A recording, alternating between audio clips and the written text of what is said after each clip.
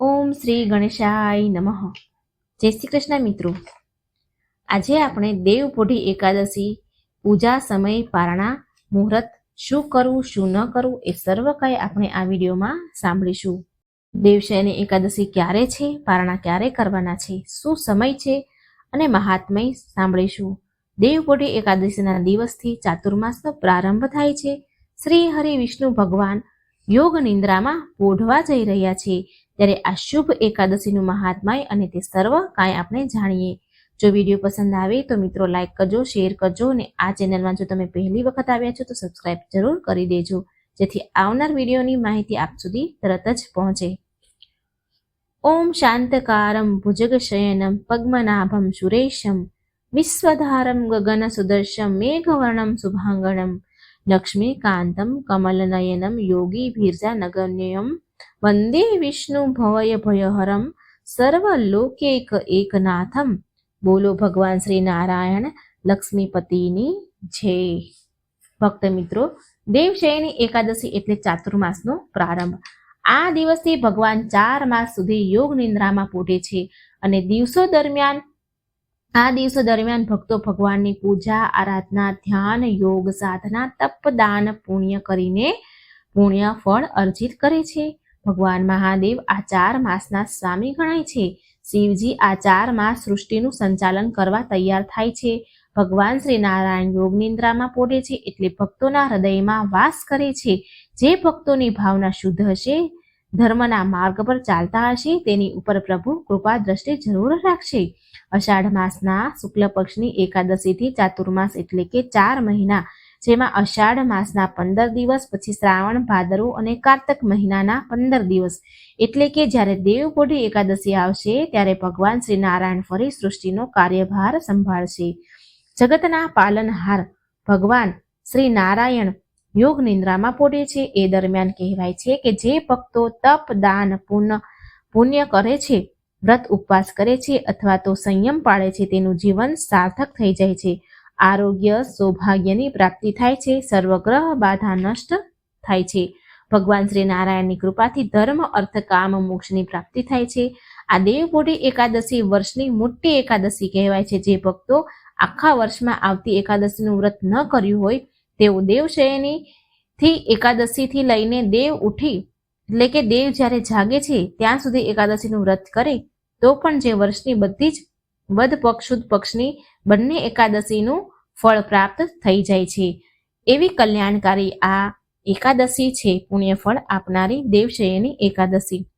દેવશયની એકાદશી દેવશયની એકાદશીથી ચતુર્માસ આરંભ થતા 4 માસ સુધી લૌકિક અલૌકિક કાર્ય થતા નથી.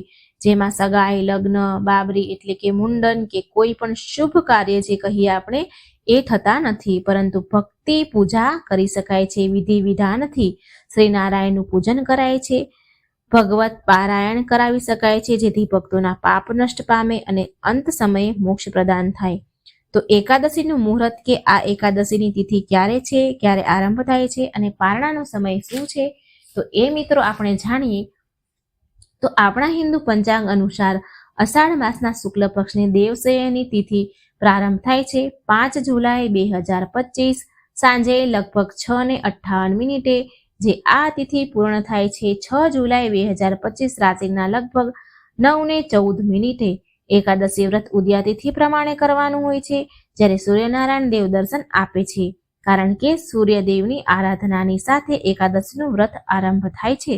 સૂર્યનારાયણ ભગવાન નારાયણના જ એક અંશ મનાય છે, માટે એકાદશીનું વ્રત 6 જુલાઈ 2025ના દિવસે મિત્રો રાખવાનું રહેશે. હવે જાણીએ કે દેવશયની એકાદશીના પારણા ક્યારે કરવા. તો આ એકાદશીના પારણાની તારીખ છે 7 જુલાઈ 2025ના દિવસે કરવાના રહેશે. સવારે લગભગ 5:30થી લઈને 8:30 વાગ્યા સુધી પારણા કરવામાં આવશે. પારણા પણ સવારે સ્નાન દાન કરીને જ કરવાના હોય છે. સ્નાન આદિથી પરવારીને ભગવાનનું પૂજન કરાય છે અને વ્રતનો જ સંકલ્પ જે આપણે એકાદશીના દિવસે લીધો હોય તે આજે ખોલવાનો હોય છે. અન્નદાન વગેરે સામર્થ્ય પ્રમાણે કરવાનું હોય છે. સીધું સામગ્રી દાન, પુણ્ય, જરૂરિયાતમંદને જોઈતી વસ્તુ દાન પુણ્ય કરવું, મંદિરમાં જઈને બ્રાહ્મણોને દાન આપવું, દક્ષિણા આપવી, સીધું આપવું, આ બધું જ કરાય છે. મિત્રો, પારણા કરવા જરૂરી છે. પારણા એટલે કે વ્રતનું સમાપન, જેમાં આપણે વ્રતનો સંકલ્પ કરીએ છીએ તેમ વ્રતને છોડવાનું પણ હોય છે. આ વ્રતની વિધિ વિશે જાણીએ તો જે આ એકાદશી વ્રત કરવાના છે તે 10મી તિથિથી સંયમમાં રહે, સાત્વિક ભોજન કરવું અને એકાદશીના દિવસે સવારે વહેલા ઉઠીને સ્નાન આદિથી પરવારીને શુદ્ધ વસ્ત્ર ધારણ કરવા, માથાબોળ સ્નાન કરવું જોઈએ. ત્યાર પછી ઘરના મંદિરની સફાઈ કરીને મંદિરમાં ગંગાજળનો છંટકાવ કરવો. મંદિરમાં જે સ્થાપન હોય એ બની શકે તો બદલવું. આપણા કુળદેવી દેવતા હોય એને મૂર્તિ કે ફોટો હોય એને સારી રીતે સાફ કરી અને એની પૂજા થાય છે. ભગવાન નારાયણ કોઈ પણ સ્વરૂપની પૂજા તમે કરી શકો છો. ખાસ કરીને ભગવાનની મૂર્તિ હોય તો પંચામૃતથી સ્નાન કરવું, ગંગાજળથી સ્નાન કરાવવું, ત્યારબાદ સુંદર વસ્ત્ર પરિધાન કરવા, ભગવાનને શૃંગાર કરવો, ભગવાનને ધૂપ દીપ, તુલસી પત્ર, પ્રસાદ, પંચગવ્ય, પંચમેવા અને ભગવાનને ખાસ એવો માખણ મિશ્રીનો ભોગ ધરાવાય છે. એમાં ખાસ કરી જે પણ ભગવાનને ભોગ ધરાવો તેમાં તુલસી દળ જરૂર પધરાવવું. ભગવાનના શ્રી ચરણોમાં 2 તુલસી પત્ર 4 માસ સુધી અર્પણ કરવા. આ તમે નિત્ય પણ કરી શકો છો અને એ તુલસી દળની પ્રસાદી પણ લઈ શકાય છે. આ એકાદશીના દિવસે સંકલ્પ કરાય છે કે આપ કેવી રીતે વ્રત કરવા માંગો છો. એક ટાણું કરીને કે પછી નિરાહાર કરીને, પાણી ગ્રહણ કરીને, જે રીતે તમે કરતા હોય એવી રીતે.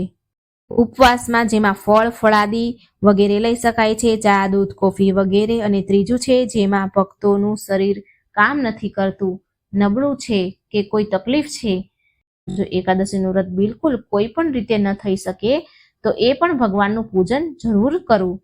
અને આજના દિવસે લોકો ચતુર્માસના નિયમો ધારણ કરવાના હોય છે. ઘણા લોકો નિયમો ધારણ કરે છે, વ્રત રાખે છે, દાન કરવાના હોય છે કે કોઈને કોઈ નિયમ લેવાનો હોય છે, તો એ લોકો આ દિવસથી લઈને દેવપુઢી એકાદશીના દિવસ સુધીનો સંકલ્પ કરે. આ એકાદશીના દિવસે સંકલ્પ કરવો જોઈએ. 4 માસ સુધી જે કોઈ નિયમ લેશે એ કરવાનો રહેશે. જ્યારે દેવ ઉઠી એકાદશીના બીજા દિવસે 12મી તિથિ આવે ત્યારે જે તમે નિયમ લીધો હોય છે, ચાતુર્માસનું વ્રત રાખ્યું હોય તેના પારણા કરવાના રહેશે. જે નિયમ લીધો હોય તેનું દાન કરવું અને યથાશક્તિ જે તમારી હોય સામર્થ્ય હોય એટલું દાન કરવું. વધારે ચિંતા કંઈ કરવી નહીં, કારણ કે ભગવાન તો ભાવનાના ભૂખ્યા છે. બસ મનનો ભાવ શુદ્ધ, સાચી શ્રદ્ધા હોય તો ભગવાન બધું જ સ્વીકારે છે.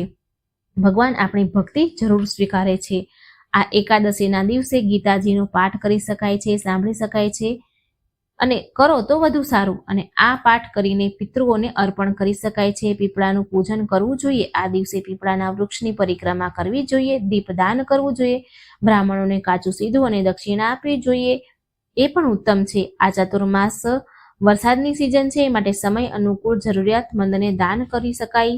જૂતા, ચપ્પલ, છત્રી, વસ્ત્ર, અન્નદાન જે તમે કરી શકો તે કરવું.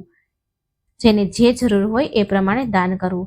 આ ચતુર્માસ દરમિયાન માંગલિક કાર્ય થતા નથી, વર્જિત મનાય છે. માટે બની શકે તો આવા કાર્ય ન કરવા. દેવશયનીથી દેવ ઉઠી એકાદશી સુધી ગ્રહો પણ શુભ પરિણામ આપતા નથી માંગલિક કાર્ય માટે, અને દેવતાઓ પણ યોગ નિંદ્રામાં હોય છે.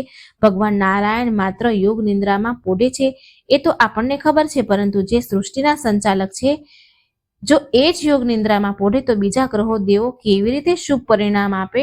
આ ચાતુર્માસ દરમિયાન બની શકે તો ધર્મના માર્ગ પર ચાલવું. આજે એકાદશીના દિવસે વાળ નખ ન કાપવા જોઈએ, કોઈની નિંદા કુથલી ન કરવી જોઈએ, વ્યસન ન કરવું જોઈએ. એકાદશીનું વ્રત કરો કે ન કરો, પણ ભગવાન નારાયણના મંદિરમાં જઈને જો દર્શન થાય તો વધુ સારું. આખા વર્ષમાં 2 મોટી એકાદશી મનાય છે, એક દેવશયની અને બીજી દેવ ઉઠી એકાદશીથી શ્રી નારાયણ સાથે દેવો ગ્રહો પણ જાગૃત થાય છે અને શુભ પરિણામ આપે છે, અને પછી જ માંગલિક કાર્યનું શરૂઆત થાય છે. જે સ્ત્રીઓ માસિક ધર્મમાં હોય તે પણ વ્રત અવશ્ય કરી શકે છે, પરંતુ પૂજા ન થાય અને જો ઘરમાં કોઈ સૂતક હોય તો પણ વ્રત રાખી શકાય છે. એકાદશીનું વ્રત શ્રી નારાયણને અત્યંત પ્રિય છે. આ એકાદશીના સ્વામી સ્વયં લક્ષ્મીપતિ છે. એકાદશી માતા કે જે સ્વયં જોગમાયાના અવતારના રૂપમાં પ્રગટ થયા છે, તે ભગવાન શ્રી નારાયણની રક્ષા તેમણે કરી હતી. એ એકાદશીના દિવસે જે ભક્તો વ્રત રાખે છે તેની સર્વ પ્રકારની રક્ષા કરે છે માતા એકાદશી. આ એકાદશીની વ્રત કથા સ્વયં ભગવાન શ્રી કૃષ્ણે ધર્મરાજ યુધિષ્ઠિરને કહી હતી. એ કથા આપણે આગળના વિડીયોમાં સાંભળીશું. તો મિત્રો તમને સમજાઈ ગયું હશે કે એકાદશીનું વ્રત ક્યારે છે, 5 જુલાઈ કે 6 જુલાઈ. તો મિત્રો અને પારણા ક્યારે કરવા એ બધું સમજાઈ ગયું હશે. અને આગળ ભગવાન દેવસૈયની એકાદશીની કથા સાંભળવા માટે મારી ચેનલમાં જોડાયેલા રહેજો. વિડીયોને લાઇક અને શેર પણ જરૂર કરજો, જેથી બીજાને પણ વ્રત મુહૂર્ત પારણાનો સમય ખબર પડે. જય શ્રી કૃષ્ણ. રાધે રાધે. Thank you.